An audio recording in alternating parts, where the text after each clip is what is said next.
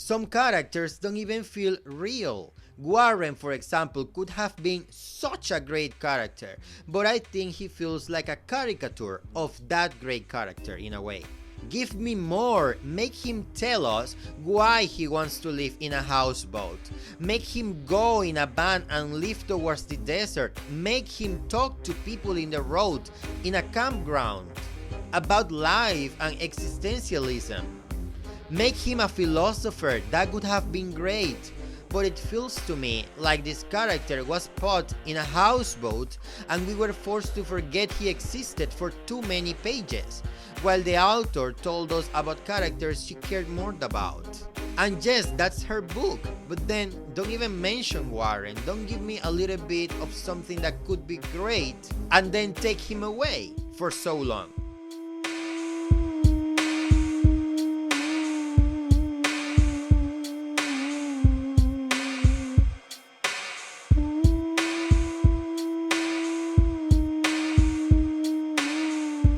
Hi, welcome back to Judas of Disturbia. I am Raf. Wait a second. Today I'm coming out. Let me start again. Hi, welcome back to Judas of Disturbia. I am Judas. I live in Disturbia. Not shaving my hairy body is a lifestyle. Wearing wedding dresses is a sport to me. And I am here to leak all the Disturbia files of pop culture. Nice to meet you. And this episode is a couple of things. A couple of things related to Daisy Jones and the Six. Daisy Jones and the Six, the book, which I finished reading last Thursday, and that I actually liked a lot and gave 5 stars on Apple Books. And also consider this episode my pre-show special for Daisy Jones and the Six, the TV miniseries that will premiere Friday, March 3rd, 2023, so only in a few days on Prime Video. And that I am actually waiting for with, let's say, considerable excitement. Listen, I don't like to talk about me a lot in this podcast. If I don't care a lot, why would you? However, let me tell you a story. I started this year wanting to read more. I always want to read more. When 2021 ended, I started 2022 so ready to read so much more. And you know how many books I actually read in 2022? One.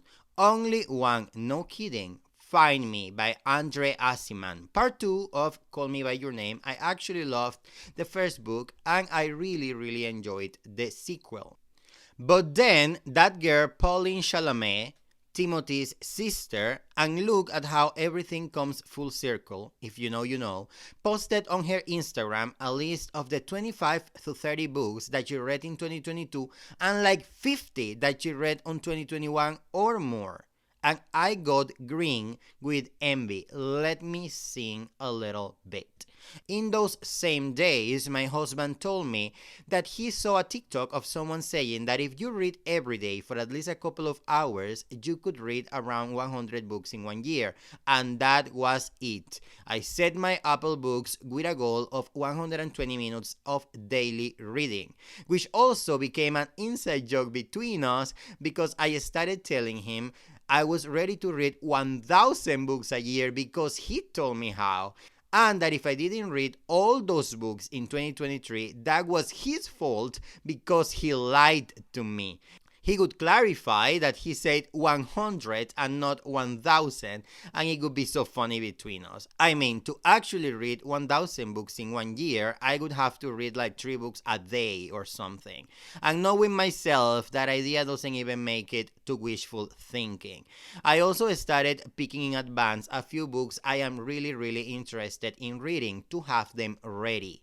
Because I have identified that one of the principal reasons why I don't read more is because, and I don't want to put myself as very special, but for a book to actually hook me, that's difficult. My taste in literature is, I don't want to say very advanced, but I will say I'm very picky. When a book hooks me, you have me. I will laugh, dance, cry with your book. I will make 1,000 posts about it. I will tell everyone about it. I will make a thesis like this one about it. I will become your biggest fan and promoter.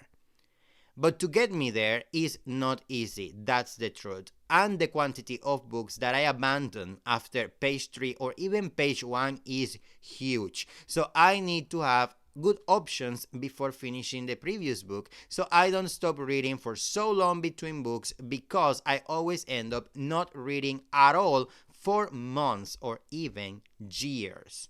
At the same time I am picking all these books, I have been trying to connect or link all the little many things I do online. Talk about music and pop culture, run a store, defend Madonna, defend my right to exist the way I am against religious extremists, etc. And connect all of this to make everything a part of one concept and story. Let's call it the Disturbia universe, in which I am the king priest. Yeah, I am maybe going too far with this concept, but you get the idea. Maybe I am not clear with what I'm saying, but I basically decided that if I wanted to read more, all or at least most of the books I read in 2023 have to be about something I can talk about in my podcast in some way, because I don't feel like I am in a position in which I can simply take a vacation and say I'll have some fun reading. No, I can't afford that right now. It has to be, I will have some fun reading, yeah, but I will also make a review of this book that I will present in my podcast, then in TikTok, YouTube, etc.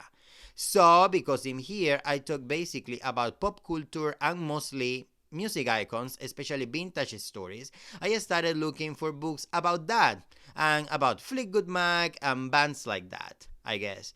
And I did found a book about the iconic making of one of the best albums in history, Rumors, which will pretty possibly be another episode on this podcast, but I need to do a little bit more research about the writer of the book, because it is important for me that everything that I say about someone is from their own point of view, or at least a point of view that that person agrees with. But I also found Daisy Jones and the Six, and listen, Almost Famous by Cameron Crowe is my favorite movie ever. This was the movie that inspired me to write, and that inspired me to write about music, and that made writing for Rolling Stone a dream job for me, which right now is not the dream job for me, but it's a dream job I still have. So it was obvious that after reading the description of this book and doing a little tiny bit of research, the book was going to sound very attractive to me. So I bought it on Apple Books. However, because the book sounded so very attractive to me, my expectations went very, very, very high. And when your expectations start there, things can only go one way, very fast and easy. I didn't love the book instantly, but at the end I did. I actually started the book wanting to read it so bad, and I enjoyed it a lot at first. But then it started to make me so tired of it so fast, tired of it not being exactly what I was expecting. But I will talk about this in detail later in this episode, so keep listening. So when I was about 72% of the book, I abandoned it for like a month. Not really to abandon it for good, but because I needed a rest from it. Daisy, Billy, and all of them, they got me exhausted of reading about them. Then last week I opened it back because I still wanted to watch the show and I wanted to read the book before it premiered. And even though it didn't hook me in the middle or wherever a fictional novel is supposed to hook the reader, it did still hook me pretty late when I was around 80% into it, but it did. Because it was then when I felt it finally got deep enough and raw enough for me. But I will talk about that later. I said in the last episode how you should expect nothing from no one, and I still think the same, but today I will not only talk about this book and give my general opinion, like if anyone care, but I will also tell you what I expect from the show that is coming. I will be honest, I started the book with my expectations very high, like I said before. But after reading the book, watching the trailers, checking some details about what the show will be, a couple of interviews, and the music they have released, my expectations are not as low as possible, but pretty low. Which I think is very good, because when your expectations are so low, they can only go one way fast and easily to the top, especially when you still want to give a chance to the show to surprise you. And I do want very badly to love this show very badly. But for me to love it, I expect it to be in a way. Reese Witherspoon and the rest of the producers do not own me this show to be in the way I want it to be. I won't be mad if I don't like it. But because I decided to do this episode this way, because I didn't want to make another unnecessary book review, a too little too late one, I decided to make this one more focused on my gay expectations. Yes, Charles Dickens, I am sorry, but I am doing this. And this is the moment where I tell you this. This episode will be full of spoilers. I will get very deep into the story, so if you don't know it, maybe this is your moment to leave and pick another of my other 21 previous episodes. Also add my podcast to your favorite ones in every platform available, leave comments and all the stars in your power. Also follow me on all my social media, all the handles are on the description. Again, this is a spoiler alert. Let's start. Part 1, sum up and review. I'll start by summing up the story for the ones who have no idea what the book is about. This story is special, I like it. It starts split into two perspectives, which later in the book connect and become one story. Side A of the story is Daisy's story. Basically, her parents were two artists living in LA, close to the Sunset Boulevard, I think. I don't remember pretty well what they did exactly, but I think her father was like a movie producer and her mother was a painter, not sure. They had a red-haired daughter and they named her Daisy Jones. And even though I always say that most of us are not even close to being in a position to criticize any parenting style, I feel that for many of us it would be pretty easy to call this couple simply a couple of psychopath parents. Literally. Because there is not another way for me, at least, to understand how two people can care so little about a child and still not giving her in adoption or something. I guess that if I was in psychology, I could understand this better, but I am not. Daisy grows up wild, like wild grass, because there is no other way this child can grow. And as a woman, she goes through so many dark episodes in her life, and her parents are never to be counted on for nothing. If it is not for her friend Simone, Daisy would be the unloved person, literally. The author mentions the parents at the beginning, then they come back to play the same role, the impossible to understand parents, or the worst and most irresponsible parents in the world, but before you get about half of the book, they already disappeared and they never come back. It never gets explained, the author never tries to give you even one more layer to this, they just don't care, you never know why. Okay, they are into themselves, but what else? Why? So they become unnecessary for the story. In my opinion, it doesn't make any sense to even mention them at all. I feel that if the author was going to do this with those parents, just fill their existence with all the holes possible and leave them open at the end of the book, it would have been better to just Sex and the City them and simply ignore they ever existed. With this type of parents, it is not difficult to predict the future life of this girl. Sex, drugs, and rock and roll. Easy. Daisy ends up making a name out of herself in the nightclub scene in Los Angeles simply because how wild she always was, I guess. And also because she was pretty. Because at the point she becomes popular, she's not even singing yet. So all she has at that point is beauty and wildness. And she was already on magazines, I think. She was interesting. At some point around this period, she realizes how her dream is to be a songwriter, because all she needed was everything her parents never gave her. Attention, someone to listen to what she needed to say. And one time, while dating a songwriter and helping him write a song, she discovered that music was the way for her to express herself. And she started writing. In these times, her huge talent for singing, she's a natural, was discovered and praised. And she started singing covers, I think. She is discovered singing covers at those bars, I think, and that's how record companies start offering her deals. I may be changing the story a bit here, but I can't remember the details. The problem here is that she wants to be a songwriter, not a singer. She sees the possibility of actually recording an album so she can write the songs, but no producer sees any value in her amateur songwriting. So the deal is always to record other people's music. That was never going to work for her. But then a producer offers to help her polish her songwriting. And I think they even agreed to include some of her own stuff on the project they offered her. I am not sure. But she ends up accepting and she records her first album, which I think was named First. And it had some success actually, but not a lot. However, this was a project she obviously didn't believe in. She did it because the deal was that in the future she was going to have more opportunities for songwriting, which was what she wanted in the first place. And then the other side of the story, side B, is related to the Dunne brothers, which are basically a couple of kids that were abandoned by their father. So they grew up with a mother that they loved deeply and who raised them alone as a single mother.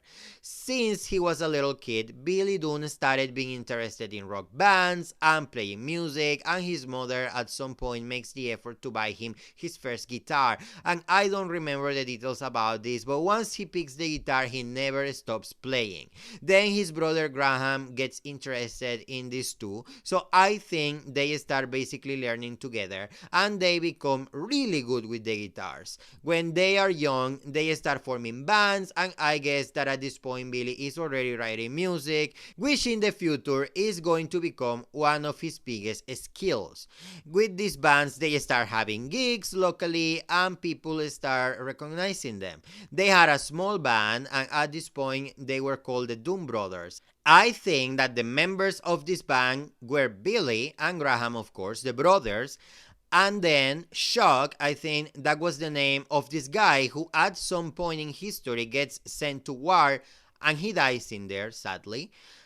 I am sorry for the spoiler, but this happens really at the beginning of the book and it never gets mentioned again. And then I think Pete Loving was already a part of the band as the bassist.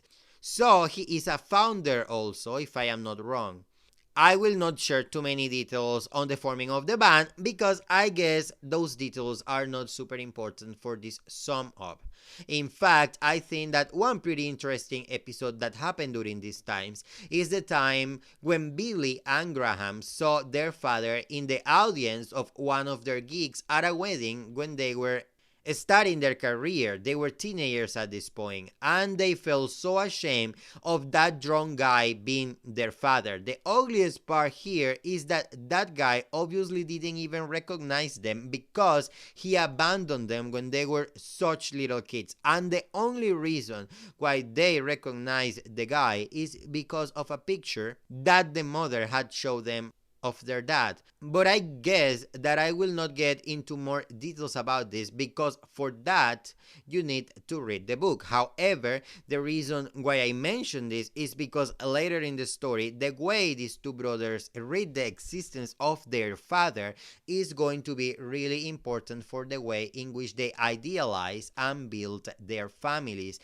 Also, the way in which they relate to women, in which they relate to their own demons, and in the case of Billy, the way he feels so ashamed of his own weaknesses, and how, because of this, when he falls in the hole, he finds it so difficult to get back on his feet. The guy who died at war was the drummer of the band, I'm pretty sure, so he gets replaced by this guy named Warren Rhodes, which is a pretty interesting character in the book. And then also Eddie Loving, the brother of Pete, gets in the band as the rhythm guitarist, so at this point they are 5 members to this band.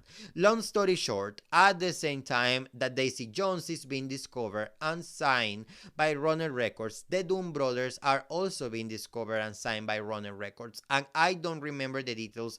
You have to go and read the book, but I do actually recommend you to read this part of the book, because the way that the author described that moment of happiness they felt after being signed by this company is great. You can actually feel it with them, and I really enjoyed that part of the book. I do not remember pretty well at what point, if it was before or after they were signed, that they added Karen to the band as a keyboardist. But I am almost sure that when they walked out of that company already signed to record an album, she was already there.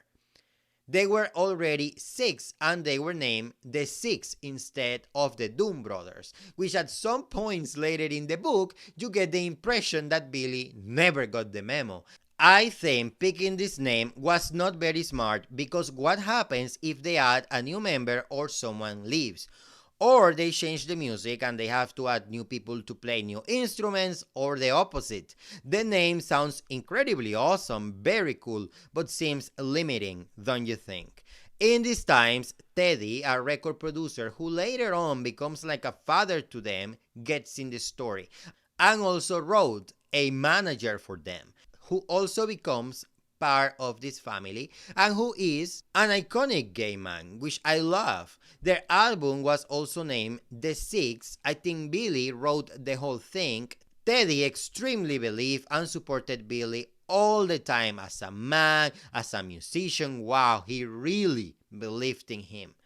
They got to love and respect each other very deeply. Maybe because Billy made Teddy lots of money, but it also felt very real. The album was a success, not a huge success, but it did much better than Daisy's album.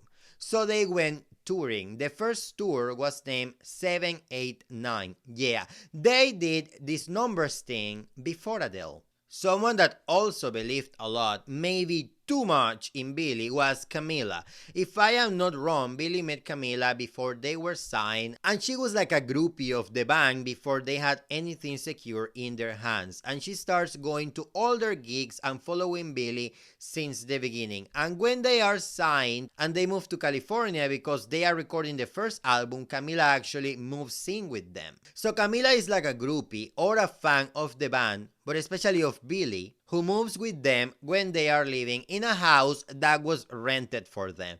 After the first album is released, she ends up pregnant, and Billy gets so scared and stressed because since the beginning he fears failing to this child the way their father did to him and his brother Graham. Because since he never had a father figure or a male role model until Teddy, he actually doesn't have any idea how to be a father. And what is his solution? The same night Camila told him about the pregnancy, which is the exact night before they go on the first tour, he marries that girl at the backyard of that house, and the band goes on tour, leaving Camila alone in that house, pregnant but married, I guess. Somewhere in here before they leave, I think. I am sorry, I have the timeline and the details a bit messed up with this book. Teddy mixes them with Daisy to record Honeycomb with her, which is a great song that Billy wrote for Camila, in which he basically promises her a perfect future that he doesn't even believe he can actually give her. Teddy basically thought this duet could help them all a lot, and it actually did because it was a huge hit. However, this song I would consider as the beginning of hate, or I guess sexual tension between Billy and Daisy. Billy hated Daisy from the start because she slightly changed his lyrics. The parts that she was going to be singing, she took them from statements he wrote to Camila to questions. She questioned his capacity to give those things to the woman he was singing for, the same way he secretly was questioning the same things himself, because he was very insecure about his capacity of being a good man to his own crazy standards. The way Daisy saw this was as an opportunity to get better at her songwriting. She did admire Billy for writing the band's first album, so she wanted to have this chance to write with him. Billy hated that deeply. This guy was really protective to keep everything perfect to his own idea of perfection. However, those changes that Daisy did to the song were a huge factor to make that song a hit. Long story short, Daisy got picked up to open the tour for the Six. This was an opportunity for the record company to use Honeycomb being performed live by Daisy and the band as a marketing strategy, I guess, to get people to the concerts. This was so successful that the idea of them recording a whole album together was born in here, and to my opinion, pretty easily they became Daisy Jones and the Six. I don't even see how the members of a band that was at the point more successful than Daisy as a solo, even though she was very popular, how they were so easily fine with this collaboration being called Daisy Jones and the Six and not the Six presenting Daisy Jones or something like that. Pretty important note here, during the first tour and while Camila was alone and pregnant in California, Billy felt so stressed about everything that he went down and under in sex, drugs, and rock and roll. Daisy was always hardcore in all of those things. But at that point, Billy was far lower than her, I think. At some point, Camila finds him in the act, literally, and his mask falls down. But she never leaves him. This is where you start getting confused with the relationship, which is so many things at some points. And then it is none of them. Very confusing. But we will talk about that later. And then the band takes a break, and then at some point after Billy and Camila already had their baby, Julia, and that's a whole drama that you have to read in the book, they start writing and recording the second album with Daisy, which is named Aurora.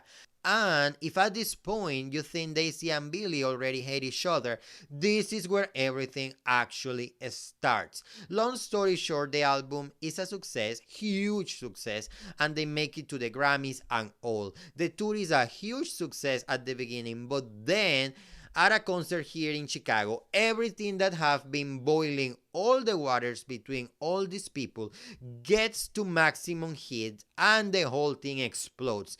Years later, Julia, Billy's daughter, finds all these people and interviews them all.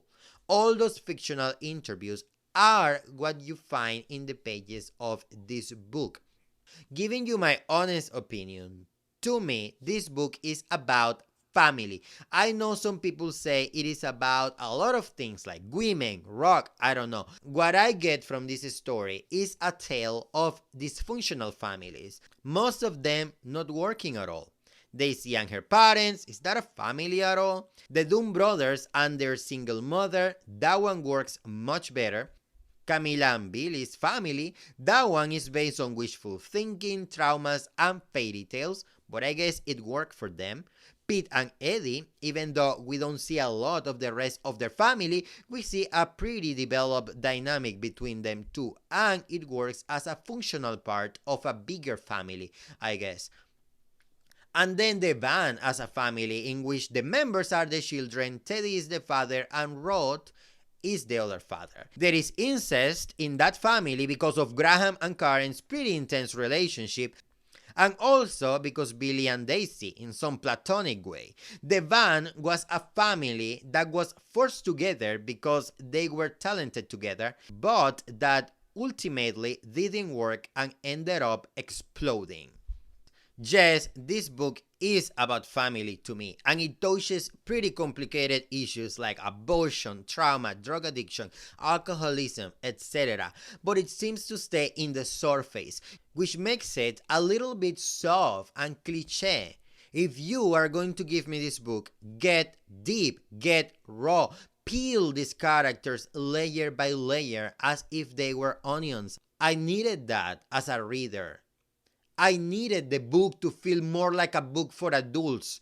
To me, this seems to be the young adult version of a great book. Don't get me wrong, the book is good. I just wish it was great. Rock stories should never be told in such a soft way. That's my opinion. Some characters don't even feel real. Warren, for example, could have been such a great character, but I think he feels like a caricature of that great character in a way. Give me more. Make him tell us why he wants to live in a houseboat. Make him go in a van and live towards the desert. Make him talk to people in the road, in a campground, about life and existentialism. Make him a philosopher. That would have been great.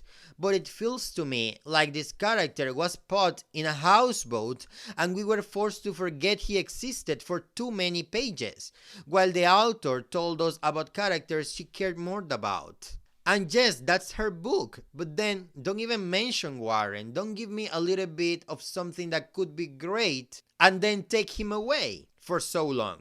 My favorite character in the whole story is Graham, but this is not related to who he was or because of his approach towards Karen's pregnancy, but because of the way how he was presented in the book. He is to me the only character that makes sense from beginning to end. You understand him, you see him, you listen to him, you feel him.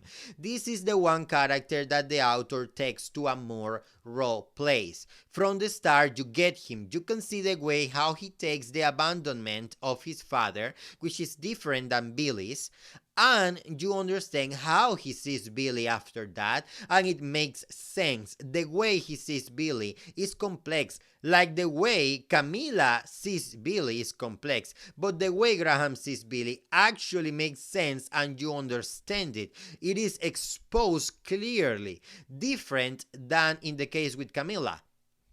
Was Graham unfair to Karen at the end? Yes. But we will talk about that later. My point is that everything he did at the end makes sense with everything he did at the beginning, in the middle, always. This character got so real that he made me cry. The author is capable to make you feel what Graham feels, and that is why I enjoyed him so much. He was never the most showy character, but he was always present, and he felt as a real person. I don't expect a book about rock in the 70s to give me characters on the surface. I think that with characters like Karen, Billy, and very especially Camila, the author wanted to say so much through them and get so deep. But I think they all stay too close to the surface, and in the case of Camila, she just makes the whole thing confusing. I am sorry, I still think the book is very good, but I do think that these characters stay too far from the deepness they need so you can understand them precisely, or at least get a precise interpretation of them. In the case of Daisy, she is a better written character. You get the girl. I mean, with those parents, you don't need much to actually understand why she goes as low as she goes, and why she acts the way she acts, and why she looks for the things that she looks for. However, the selfishness this gives her make her a little unlikable at times. She seems to be too self-centered at times, but not in a balanced way, like in the case of Madonna, for example, that you end up understanding and liking this characteristic of her. In my case, I found myself disliking Daisy a lot, but like I said, I get it. Not every character needs to be likable. I just don't know if this is what the author was going for. At some point, I got annoyed with Daisy because I had the perception that she was victimizing herself a lot. But then I realized that she doesn't. It is the whole opposite case, in fact. She doesn't victimize herself enough because she is a victim of a broken family. And then she auto-punishes herself, which is what makes her whole character very tiring. at times. Another note about the book is that even though I really admire what the author did, the big effort she went through by writing all the lyrics for these tracks to the album Aurora, which now was kinda made into actual music and available to purchase, I wish these lyrics were added to the middle of the story in their full format while they are being talked about, and not at the end for me to read them at the end when I already forgot which one was about what, which one was a ballad, who wrote what. I actually tried to go to the back of the book to read one of these lyrics while they were being talked about, which is very uncomfortable to begin with, and I actually ended up reading a letter from Camila in a moment that was too soon for me to read it, and that letter ended up spoiling me a few things, and it really annoyed me. But in general, that's my sum up and review of the whole story. I still invite you to go read it. It's a good book, but I need to overanalyze it, because that's what I do in this podcast. Let's keep going. Part 2, Judas's Book Club. Okay, it is time to get deeper into the book.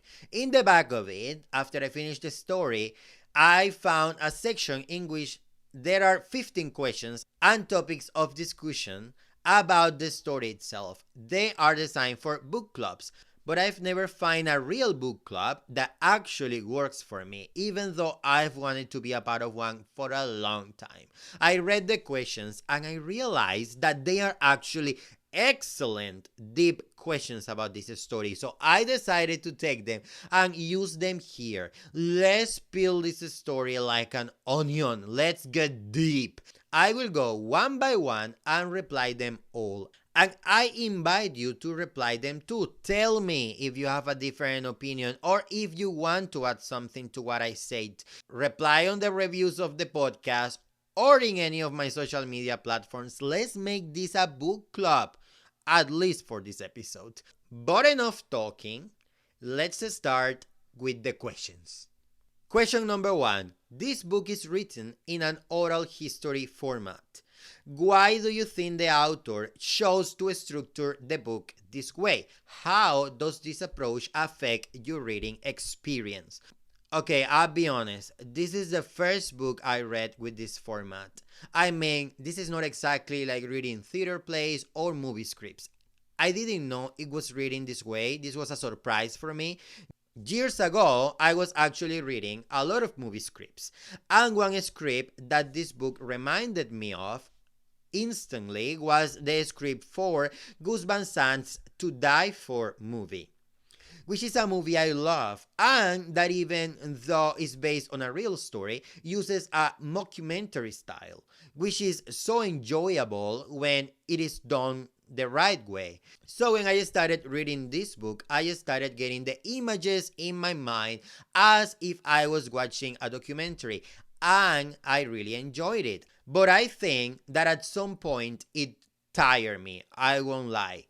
I mean, years ago, when reading Bridget Jones' diary, for example, the author uses this diary post to tell the story, but pretty softly she does break the format and you rest from just reading Bridget's diary.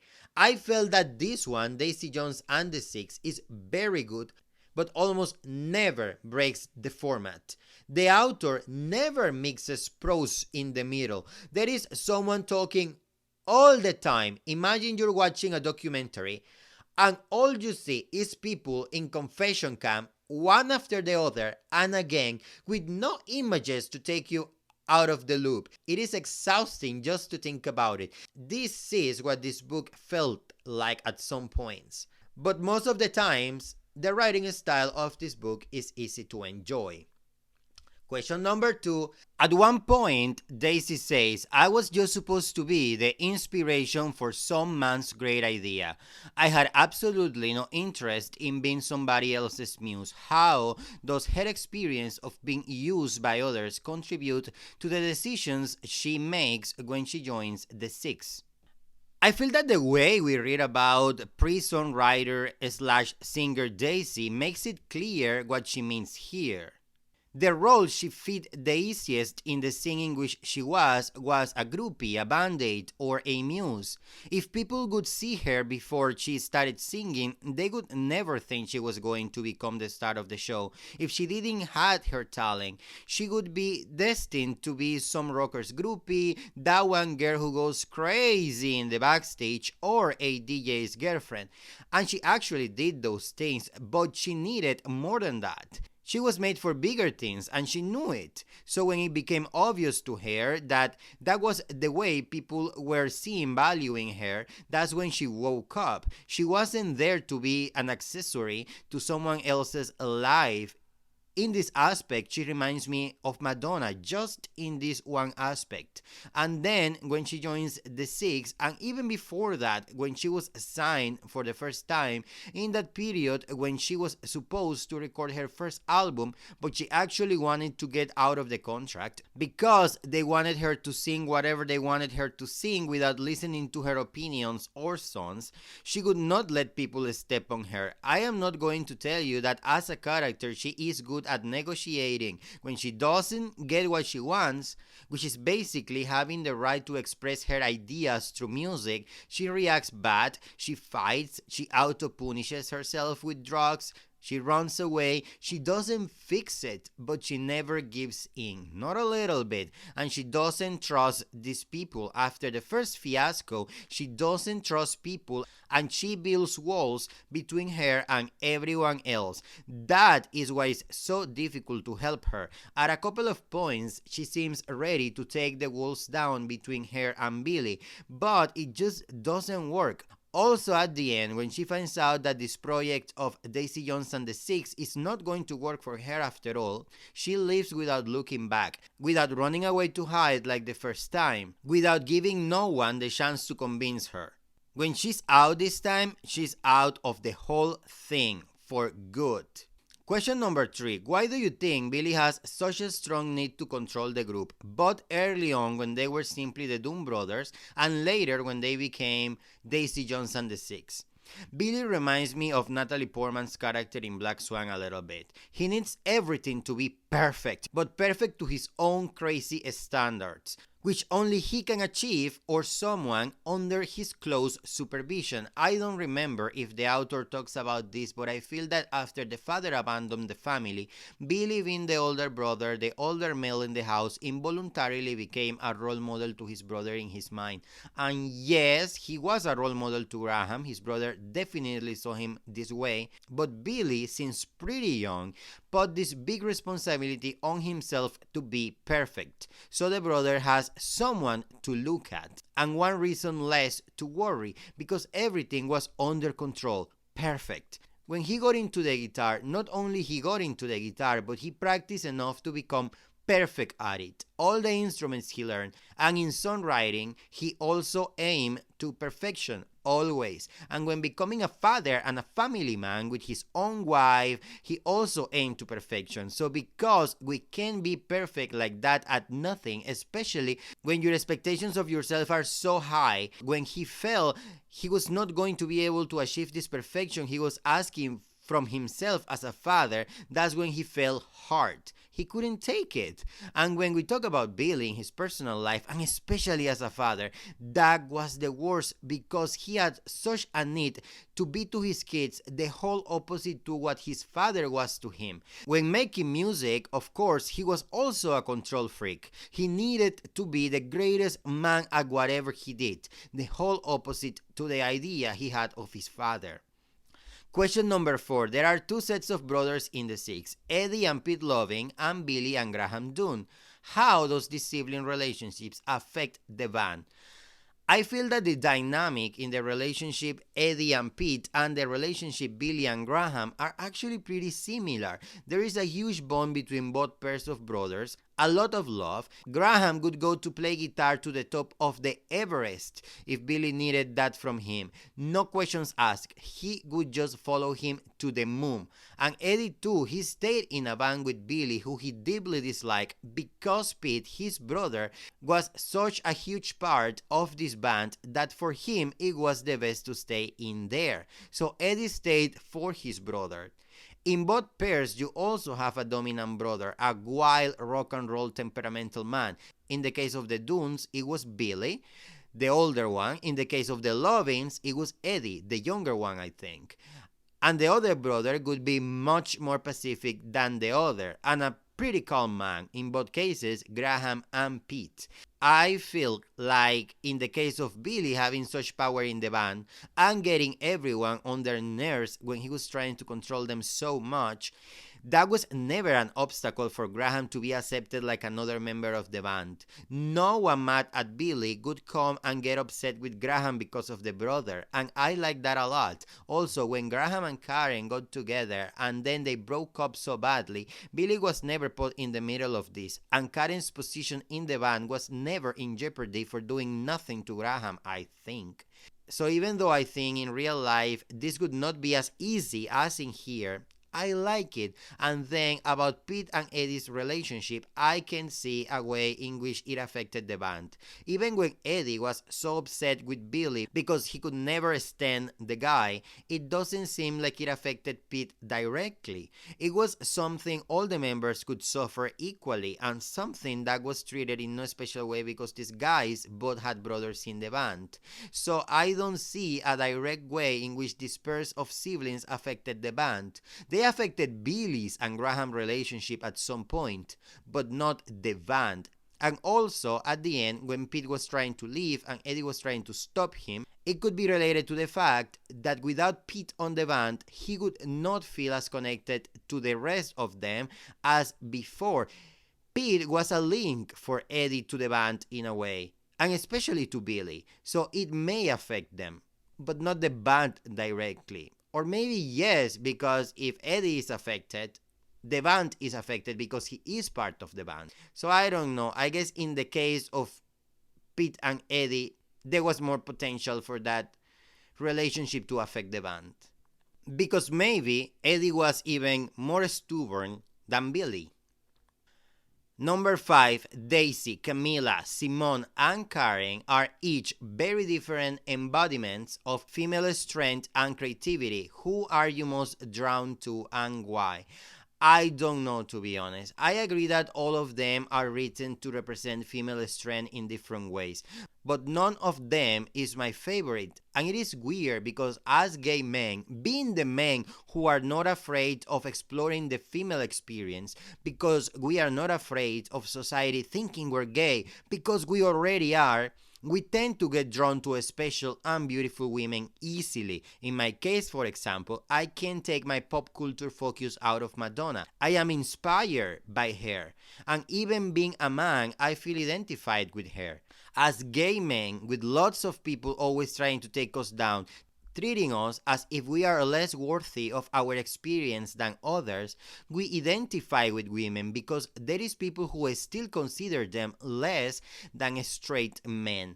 But in here, I don't know. In this book, I didn't really enjoy any of these women.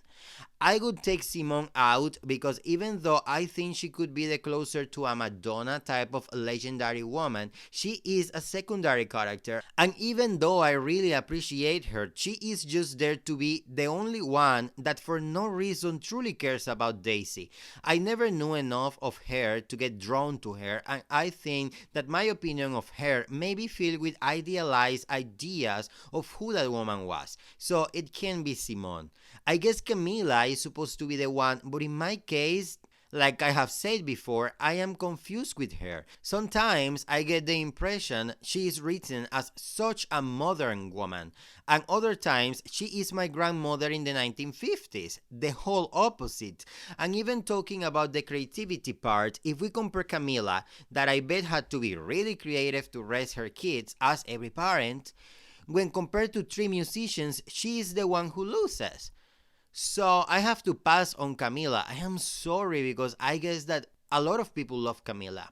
Daisy is supposed to be that iconic woman on stage. She's that all the time on the book for many, but behind the scenes, I don't see her as a strong woman particularly. Don't get me wrong, she survived her parents and a pretty tough life for a rich, beautiful girl. So she is a strong woman, definitely, but I can't get drawn to her. Her way of dealing with things is the total opposite to my personality. I just don't identify with her. So it has to be Karen. I think that even though I don't think she handled the things with Graham the best way possible, and she did act self-centered and selfish, not because of the baby though. I will talk about that later. Her speech is much more current, I think. And that is the reason I can feel her closer to me. The way she cares about her career unapologetically, how she rebels against the model of family back in those times, how she defends her right to decide over her own body, etc. She was a modern woman, and I understand her better than other women in the book because she is closer to a woman of today, the women I know in real life. The only thing I question about her is why she never told Camila what Billy was doing on the first tour. That doesn't seem very modern, maybe? And why did Camila care so little or not at all? I guess they were different times and they saw things differently. I know that was not Karen's business, but wow, I don't know. I needed the author to at least mention a conversation about this between these two women. Question number 6. Billy and Daisy become polarizing figures for the band. Who in the book gravitates more towards Billy's leadership and who is more inclined to follow Daisy's way of doing things? How do these alliances change over time and how does this dynamic upset the group's balance? Never thought about this, but I feel like this constant fight, friction they had between each other, which at points feel close to childish and that I think we are supposed to feel as sexual tension, was just very awkward and annoying for the members of the band and everyone around. For me as a reader, it was annoying. So imagine for the members of the band. And I think that what this tension did was boiling all the waters because when everything exploded, one of the reasons why there was no way to look back for no one was that everyone got there already so tense for this toxic dynamic in the tour that this explosion was a way to fly free from that hell. About teams, who was on Billy's side and who was on Daisy's, I feel that everyone, starting from Graham, who would always follow his brother, and even Eddie, yes, even Eddie, if they had to pick, they would go with Billy. All of them. Why? A couple of reasons. First, no matter how they all told each other it was not Billy's band, but everybody's band, and how Billy, being a control freak, had everyone at the verge of a panic attack almost always, there was still a natural leadership on Billy and they would follow him. And second, Daisy was not an original member of the band, and she wasn't easy to deal with either. She was impossible to help, never very reliable. You never knew if she was actually going to be ready for the shows, etc. And I think this never changed. I never perceived an event in which the members may turn their back on Billy for real. Not even at the beginning on the first tour when he fell so low. The only one who may take Daisy's side could be Karen. She seems as a woman that could support women. And even there, I am not sure she would follow Daisy. I think Karen cared too much about their career to even consider turning her back on Billy. He had a lot of power on the band, for better, for worse, for right or for wrong. He had a lot of power in there and all of them knew it. Question number 7. Why do you think Billy and Daisy clash so strongly? What misunderstandings between them are revealed through the author's investigation? It is supposed to be a mix of misunderstandings and sexual tension, I guess, but I feel Billy was never that into her. If he was really in love with Daisy, he would have at least been with her a few times, no matter Camila and their daughters. He thought she was beautiful and interesting and talented, but he was never really that into her. That's the impression I get. He had so many opportunities to do something and he didn't, and we know he failed Camila before. Why didn't he fail with Daisy then? I feel their platonic affair may have been more idealized by others than by Billy himself. Daisy, yes, she was super attracted to him, admired him as the musician and songwriter he was. But when she was there, she still had to love herself first, to then be free and actually love someone else. The attempts she took were more based on auto sabotaging herself and the success she was having, and damage others too. Camila and Billy, real or fake, had what she wanted, what she never really had, a family. And that was her reason also to never stop the fight. What started this fight? It started when Daisy changed the lyrics to Honeycomb. That song was a statement to Camila that Billy was able to be a better man to her and that he was going to do that for her and their family, but inside of himself, very secretly, or maybe not that secretly, he was questioning if he could actually do that. When Daisy changes these statements into questions, questioning the same things he was questioning inside of himself, she just put her finger on his open wound. From there, anything she did was a potential cause for him to dislike her more. And then, what she did by taking his mask down when she talked to Rolling Stone, she took all the pretending that he was the only one great man in rock, all of that pretending, she took it down. All of this idealized man he wanted to be, but hadn't been, all this fear of becoming like his father, all exposed publicly. There was no way back. Daisy always put her fingers on his deepest open wounds, and that's the reason for him to never stop fighting with her and disliking her, because I do think that the biggest feeling he had for her at some point was dislike. Maybe not hate, but dislike. Question number 8. What do you think of Camila's decision to stand by Billy, despite the ways that he has hurt her through his trouble with addiction and wavering faithfulness? How would you describe their relationship? How does it differ from Billy and Daisy's relationship? I would describe their relationship as wishful thinking. I don't know. I feel they both had a very idealized idea of family. That is the thing they really had in common and what kept them together. With each other, they were the exact picture of that family that they both dreamed of, with the daughters, the house, the husband, the wife. Sometimes I got the idea, especially when the author talks about that other guy in Camila's life and Camila not being perfect either, that even though they never used the exact words, they had an open relationship.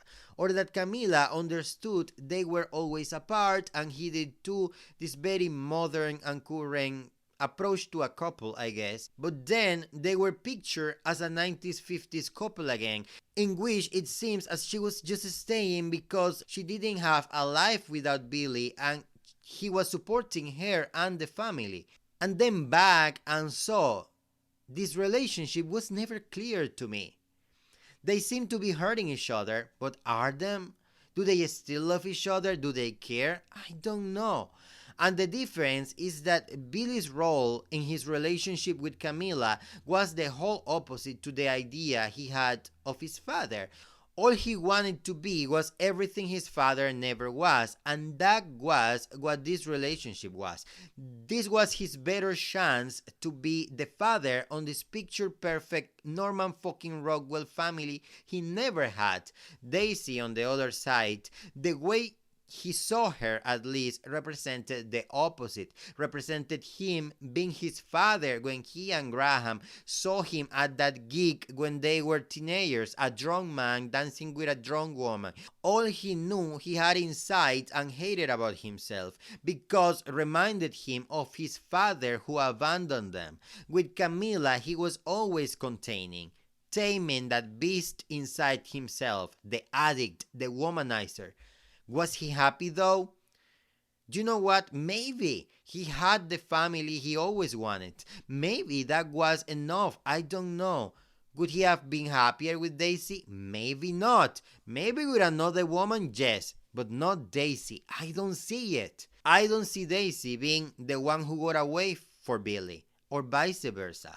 Camila says about Daisy and Billy, the two of you think you're lost souls, but you are what everybody is looking for. What does she mean by this?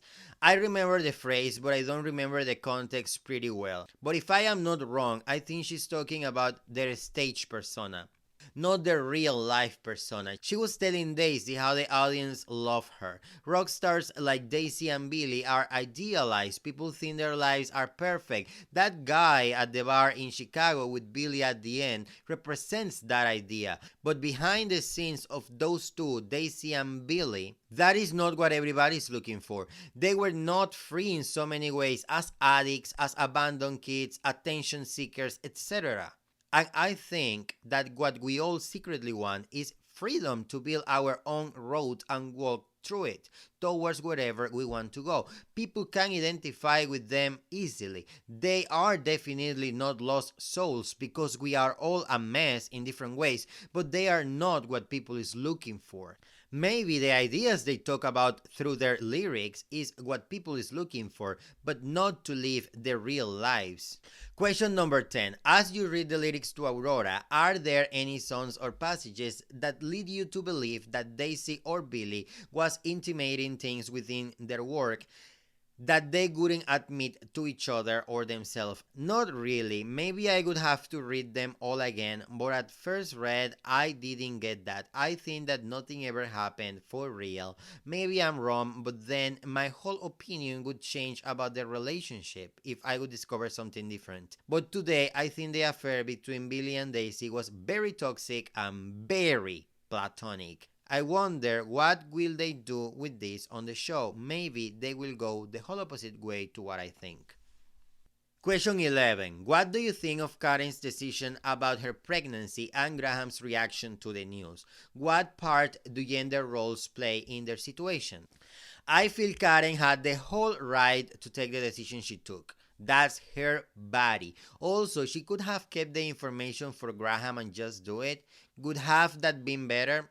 I don't know, maybe. But she respected him, I guess, by letting him know that his first kid did exist at some point. His reaction was totally fine too. He is supposed to be human and feel and make us cry, like his character did to me.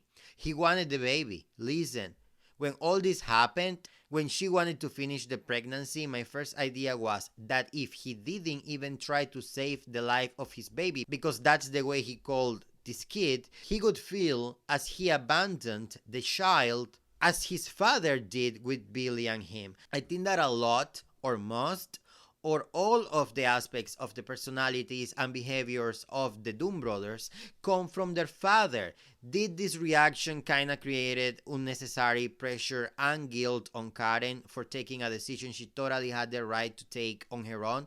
Yes, listen, these two were not made for each other. Graham was not the guy she needed. She needed someone who cared about the career and music over the dream of a family like she did, or that at least understood and respected this part of her personality. Graham was not the guy, and he needed a woman ready and willing to build a family and raise a family with him.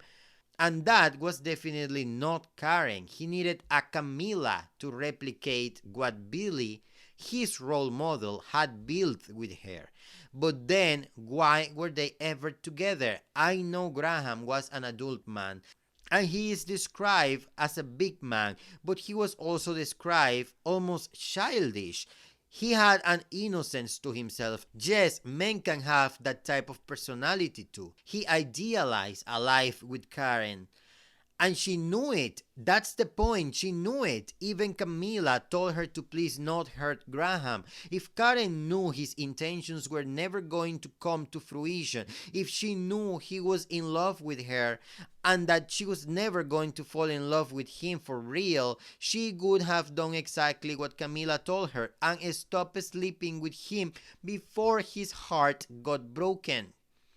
They should have never get to a point in which there was a baby involved. He knew this too? Yes. Did he understand it? Maybe not. I don't think he meant bad when he dreamt of changing her opinion on having a baby. It's wrong from him to try to change her. But did he understand that? I don't know. I feel that Karen was always very clear about what was happening between them, much more than he did. And she was always in the position to break the whole thing before it was too late, before there was a baby involved. And she didn't. It was her right to finish her pregnancy, but they should have never get there.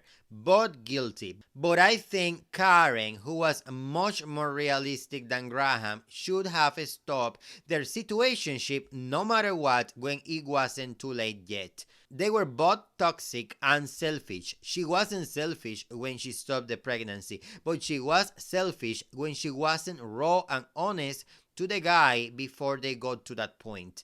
I'll add something else here. While putting my ideas together for this episode, I heard the song Heavenly by the band Cigarettes After Sex for the first time and listened to this chorus because this is where I want to be, where it's so sweet and heavenly. And giving you all my, giving you all my, giving you all my love, giving you all my, giving you all my, giving you all my love, all my love. And I instantly thought of Graham and Karen. For that guy to be with Karen was that where he wanted to be.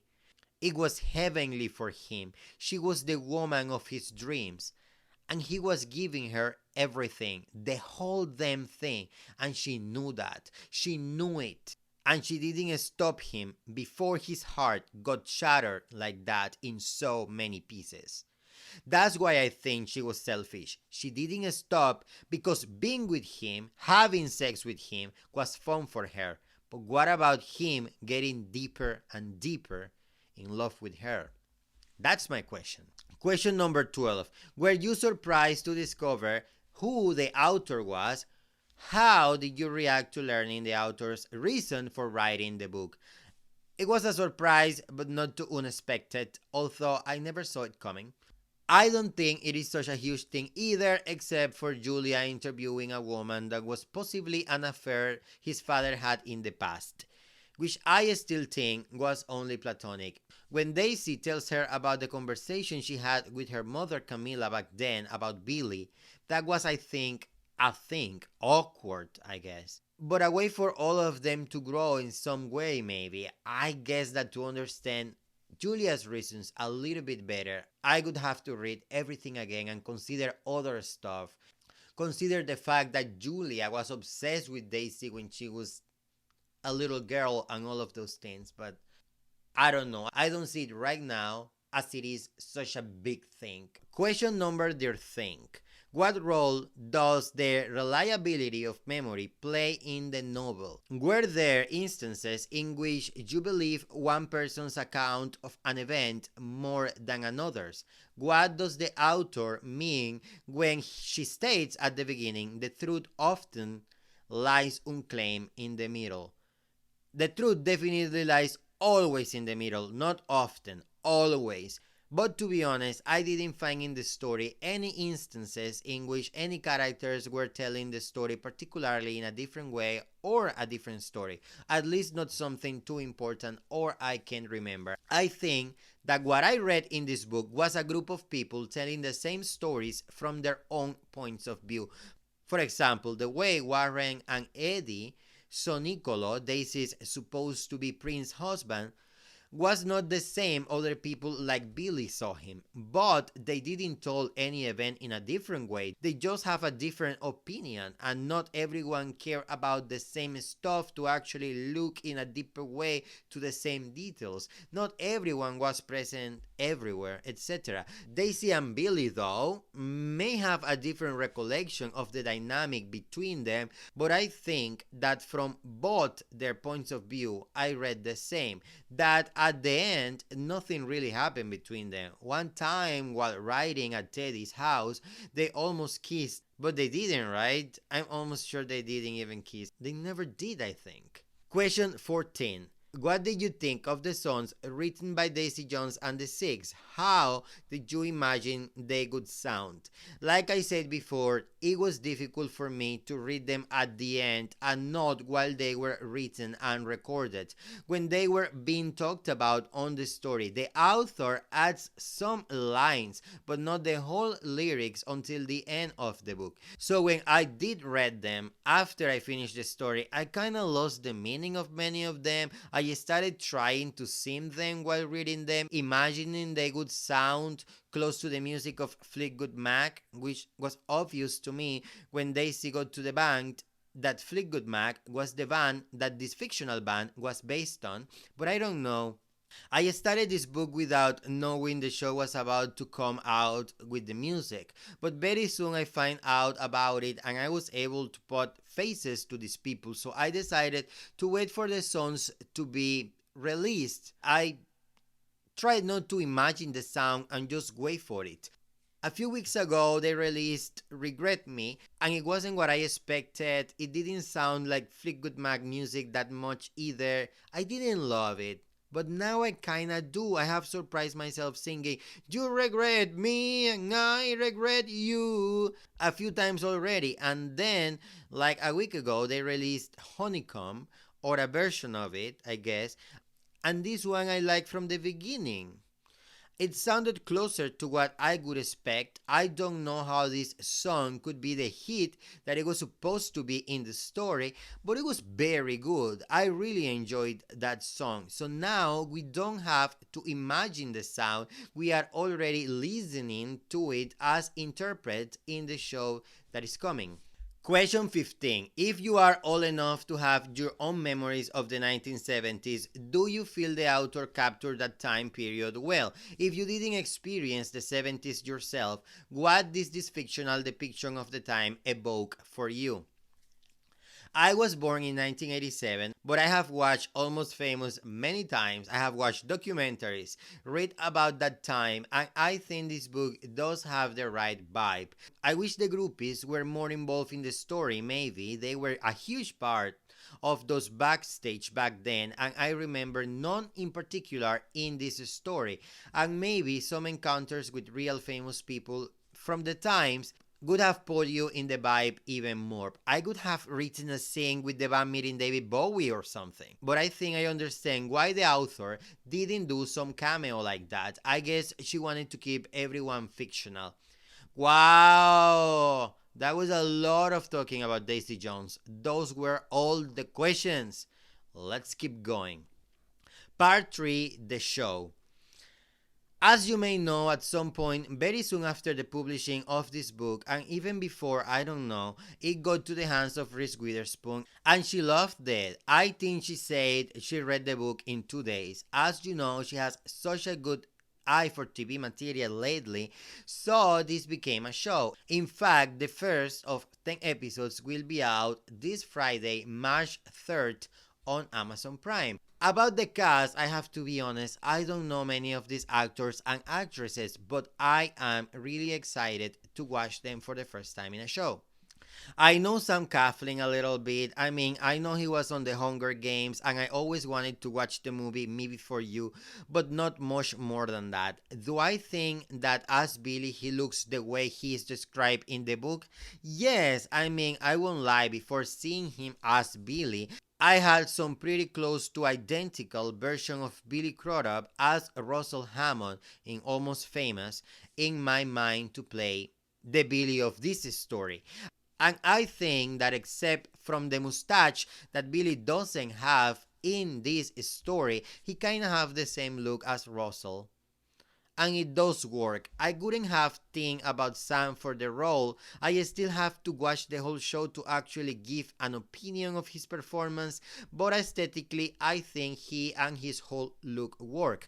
Also, I see on the pictures that they did dress him on denim shirts, which is the wardrobe department on point, because his denim shirt and jeans look is the quintessential Billy Dunne look, and I am glad they kept it that way.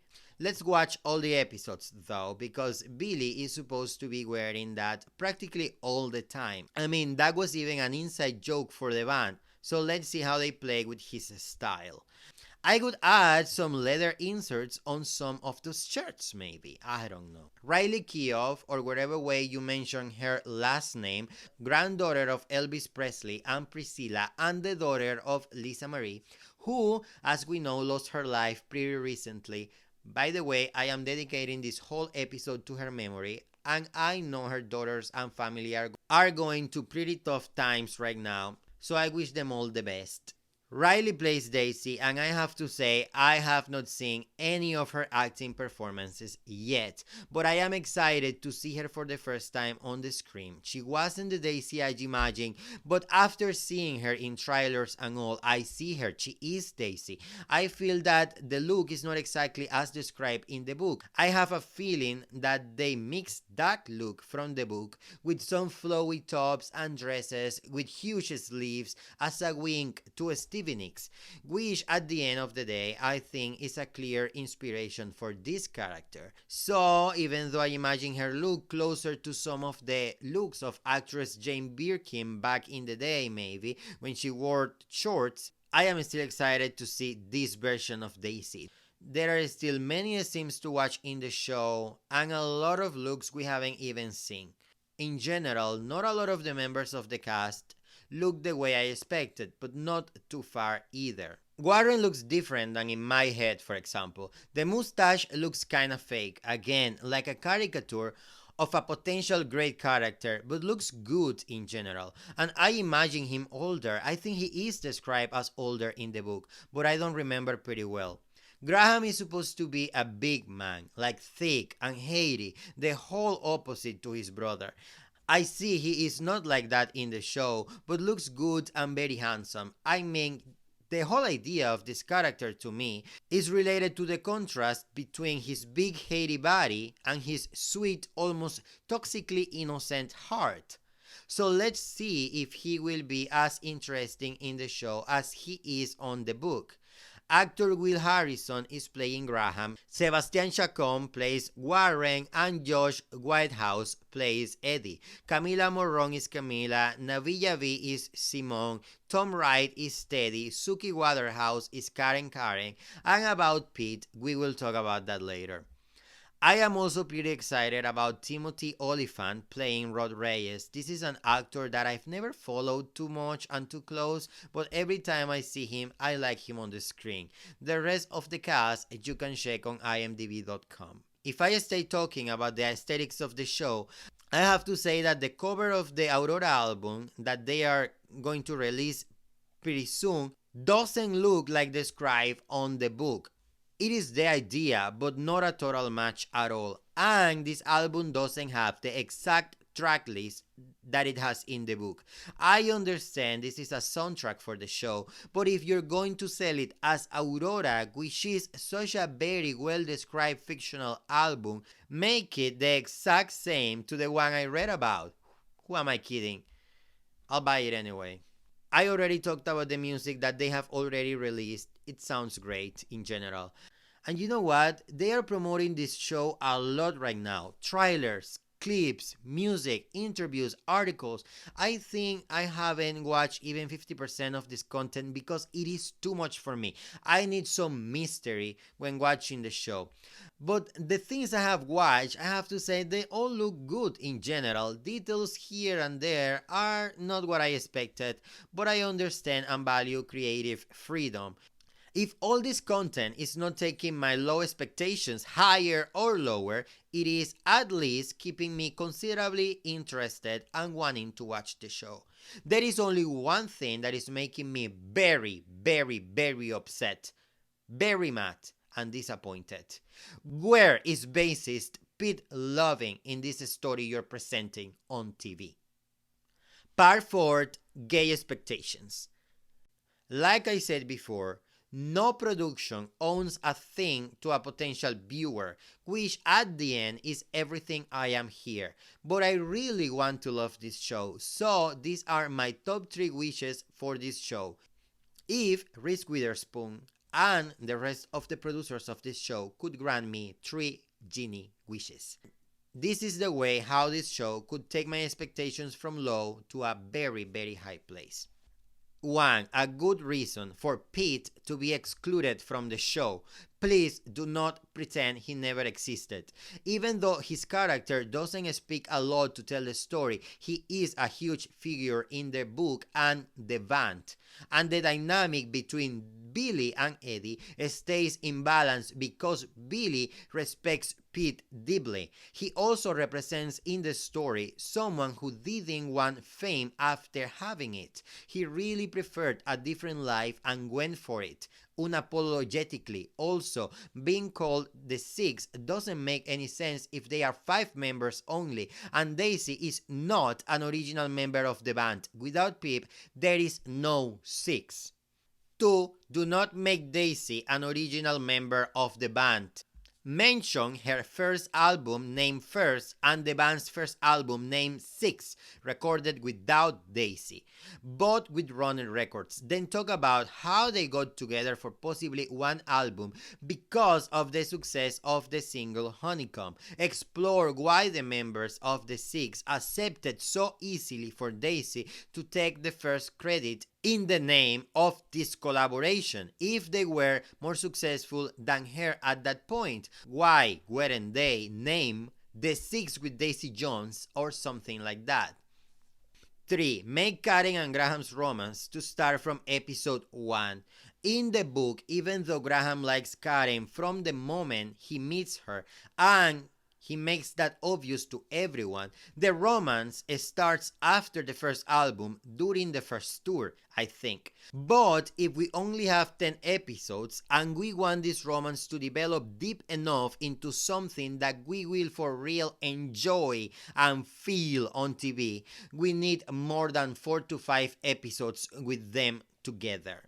And one extra wish, if possible. Develop and explain better than in the book the reality of Billy and Camila's relationship. Did they even love each other after they got married? Or they only wished to love each other and that was the very thing that kept them together? And that is enough Daisy Jones for now. There is a possibility I will make a bonus episode talking about the first episode of the show after I watch it, but I will make no promises here. Before the end, please remember to follow this podcast on all its social media. All the handles are on the description. I am having YouTube video premieres on Mondays, Wednesdays, and Fridays at 11 p.m. because yes, we are creatures of the night. So please come to talk about pop culture with me just before midnight. I am also posting TikToks and Reels daily. Also, add this podcast to your favorite ones on Spotify, Apple Podcasts, and everywhere possible. Share it, comment, give me 5 stars or all the stars you have available to give me. All the people of Disturbia would really love that. And that is it for today. If you made it all the way here, you are an icon. Thanks for listening and come back for the next episode. Bye!